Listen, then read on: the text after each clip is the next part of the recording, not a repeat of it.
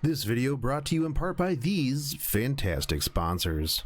Hey guys, what is up and welcome to the channel. I'm the Shotgun Shogun and today we're going to be covering DJ Basar, and this S3 is amazing. I am super excited to use this on the absolute regular.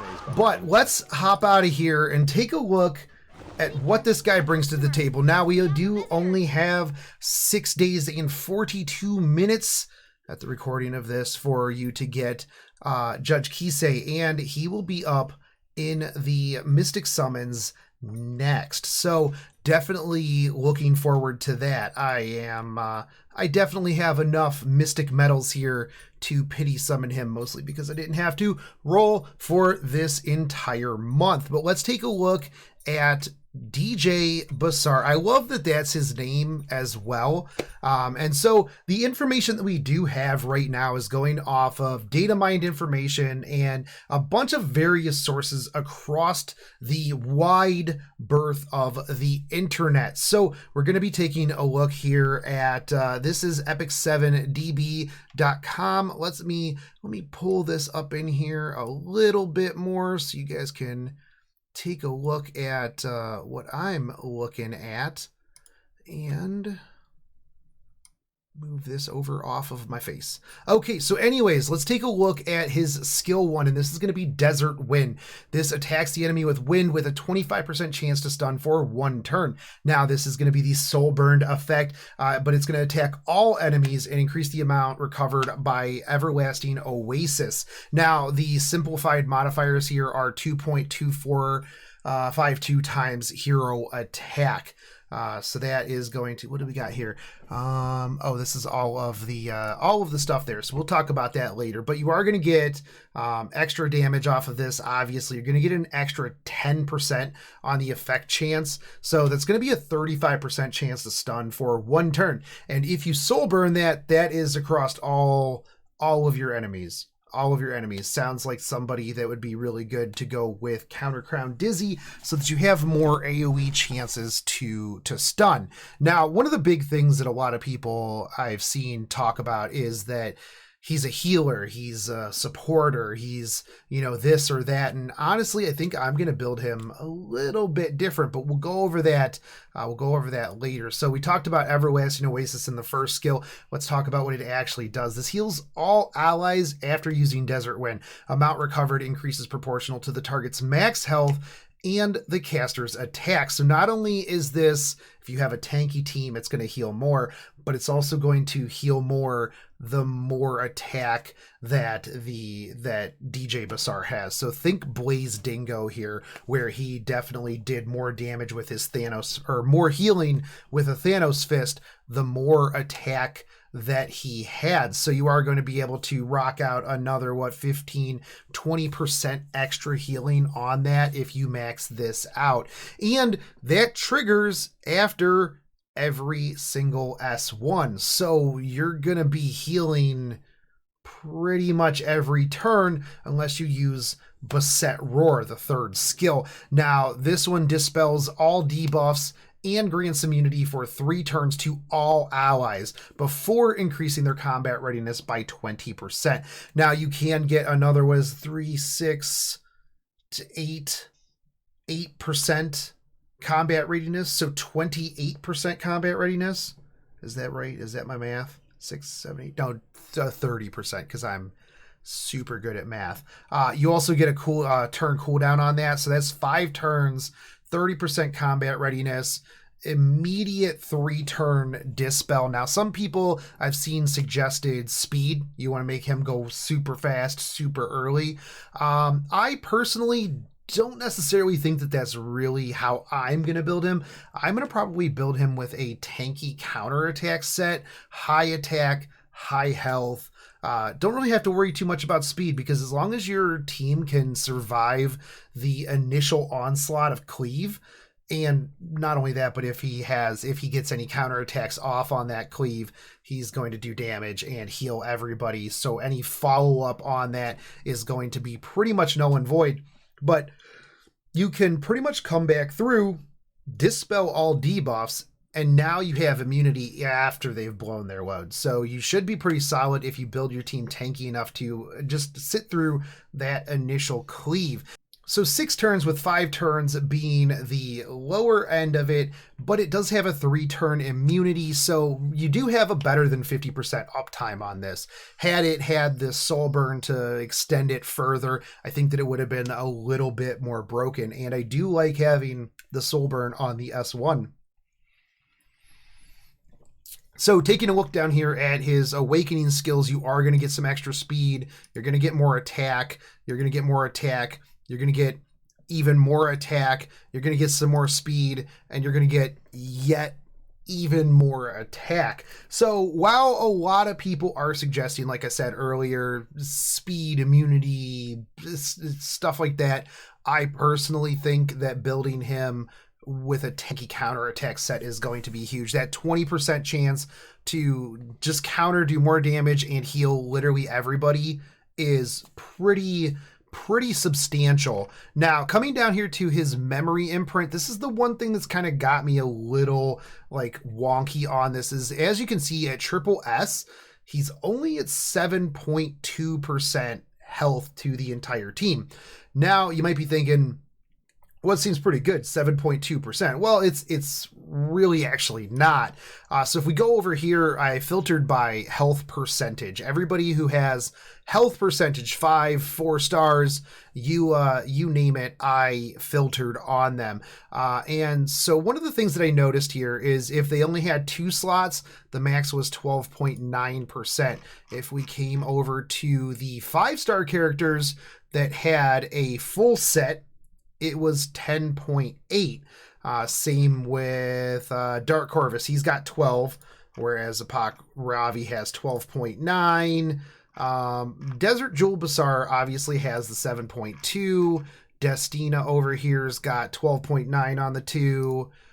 Haste had 10.8. Same with Kayron. Ken's got the 12.9. Crow's got 10.8. Sage Ball's got 10.8.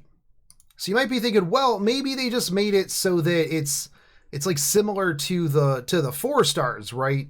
Yeah, no, not so much, because even the 4 stars have 8.4%. So it's pretty rough. I even looked at like Guider Aether, for example, only has 8.4, and that is a 4-star light character. Now, I get that it's a Soul Weaver. There's already going to be a lot of healing in here. There's not too many other characters that do really what he does. So adding that extra HP in would just kind of exponentially make his heals even better. I mean, even just regular Armin has 8.4. So that's one of the things that I am a little bit concerned about with him. Just a little odd. So yeah, I do see here that they have fire runes. That should probably be light runes, guys. But so yeah, no, if you take a look here, at level 60 with all of his awakenings, he's gonna have a 108 base speed, which isn't too bad. Again, like I said, I wouldn't really build him tanky. Maybe I'd build him, or not tanky, speedy. I'd probably put speed boots, counter speed boots on him. But if you get a couple of speed substat rolls in your counter sets with your attack stuff, it wouldn't be too bad. But I think that that's going to be a very solid option on him. Now, you're going to want to run probably staff in order to increase healing overall, because that's pretty much what you would want to roll, roll with him on there is definitely that staff. Now you're going to want to team him up with, and personally this is going to be the team that I'm going to roll him with, is Lilus, Dizzy, Counter Crown Dizzy, and potentially Purgus, but we'll see. It might be Kitty Clarissa. However, Kitty Clarissa would overlap into if you had the S1 from Lilus. I want Lilus's S1 to trigger literally anybody who triggers it is going to benefit somehow. So that's kind of my thought process on that. I feel like maybe a Purges for the like AoE attack and stun, things like that, the CR pushback, the reduced speed. I think that would be really good because this guy can act as a healer, because if you take a look at his modifiers, which this doc is amazing. I forget who put this together. It's over on Reddit, but the person who does these data mines and like pulls this data down, you are an absolute champion, and I appreciate everything that you do. But we're taking a look here at Desert Jewel Basar, and really the modifier that I'm interested in is that heal strength from the S2. 15 to 18% of self-attack plus 6 to 7.2% of the target's max health. And if you soul burn this, it's 36% and 14.2% of the max soul burn to everybody. So it's like, oh, okay, cool. We're a little tanky, and we got hit pretty hard on that first cleave. We're all still alive, but we're all hurting a little bit. Pop this, and it just boom right there. If you got a good amount of attack, a good amount of heal with the staff, you're pretty much going to be healing everybody. Add in any extra attacks from Lylus, add in any counter attacks from his counter attack set, and this dude is going to be doing some damage, and he is going to be healing quite a bit. I know in the past, personally, I tried to use Blaze Dingo as a main off healer.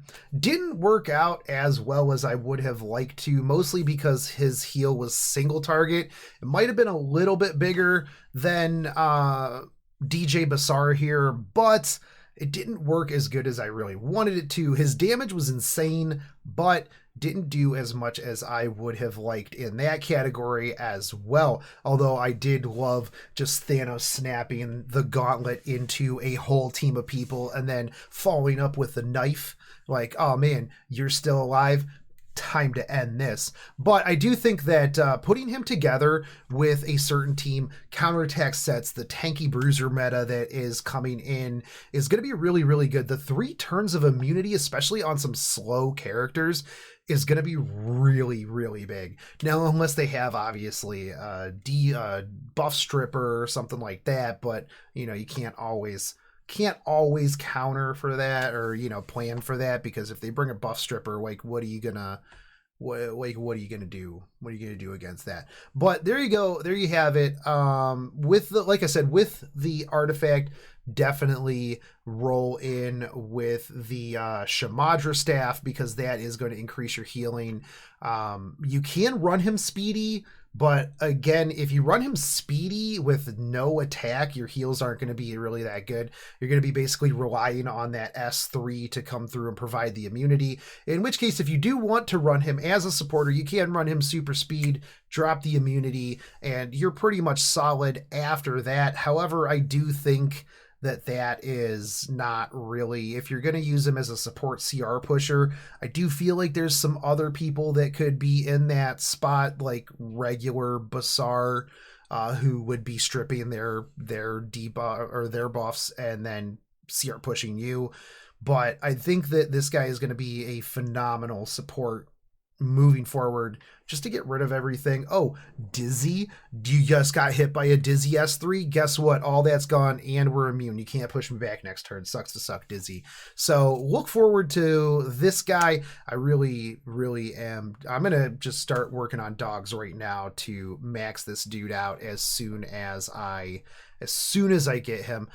Definitely, again, want to thank the data miners over at Reddit, as well as epic7db.com.